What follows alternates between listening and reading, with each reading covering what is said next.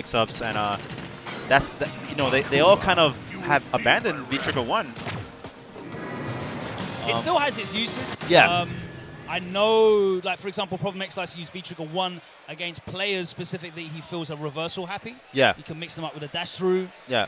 And Bison, of course, punishes you super heavy in V-Trigger 1. Unless it's a CA combo, the EX combos are really, really damaging in V-Trigger 1. But he's gone for V-Trigger 2. Gives him access to that command grab and the Psycho Crusher. All right, he absorbed that with the V-Skill, so he had the projectile, helped him get in. Oh, but that was a multi-hitting one. Can't absorb those. All right, and Jiewa with a slight lead, but nothing to be worried about for Dogura right now. Oh, it went straight for the throw. It's only +1, but you know. Yeah, I like setting that up early. It's a relatively safe option, but it lets you know that you can't just sit there and block. Yep, nice slide there. I wonder if that the fireball, the meaty fireball that he did right there, if it was plus, because it was an interesting setup. And Dogura playing really slow and patient, not really playing the rushdown style. We've seen both of these players play quite patiently this weekend. Jiewa playing quite a standoffish style in pulls. Oh, goes for the slide, but he's really good at turning it around when he needs to. Yeah. No back throw, just went for the forward throw. Yeah, it looked like he wanted to walk up a little bit just to make sure that he was in range. Oh, nice counter hit conversion off the jab. V-Trigger activation for the round. Yep. And see, had he been using V-Trigger 1, he might have had access to that cancel because he didn't lose that much life at that point. So that's one of the benefits of V-Trigger 2, that you get that cancel earlier in the round. That's right. And he's actually got a very usable V-skill as well. It's not an absolutely useless V-skill. And the buff to be you know, on block as well, the physical strike. Yeah. So Dogura doing a real good job of keeping it at the pace that he wants, going kind of a slower pace, kind of dominate the neutral with Bison's normals. I like that short just to keep him standing there, and then he walks up and gets the throw, takes him all the way to the corner, wakes up with buttons, clatters him with a roundhouse crush counter, and that is it. 1-0 Dogura. Of course, the winner of this goes on to face Phenom in top 8. Right, and dominating performance there from Dogura. He looked like he started to kind of pick up the pace a little bit later into that round. Probably found his comfort zone.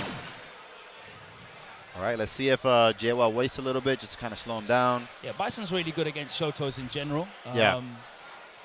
I think Akuma's probably gives him the most difficulty because he has so many other options, including a great air approach, but I still think Bison does really well against Akuma. Yeah, can't see Jiewa picking anyone else. Yeah, one of the things that is different with Bison in this game compared to his previous iterations is that he has a better ability to rush down because he can move forward and still build charge, and he has access to moves that are not charge moves anymore, where before he had to do a couple light attacks and maybe a scissor kick that knocked down, but which is ironic because it's his slowest walk speed ever.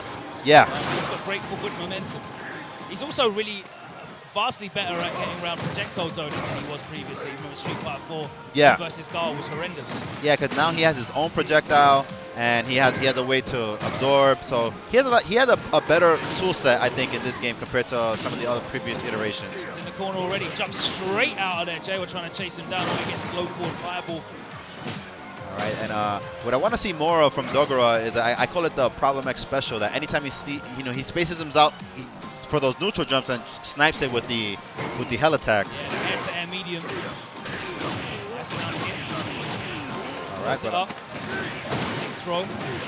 Oh, he dashes straight through. I'm not sure what he was looking for there. It's going to be the stun though. Build some meter, finish it up, and a good round there for Jiewa. Round 2. All right, let's see if oh, and Dogura going straight for the dashes, playing more aggressive. All right, nice anti-air medium DP. Gets caught overhead with the palm. And that time low. He's just mixing it up.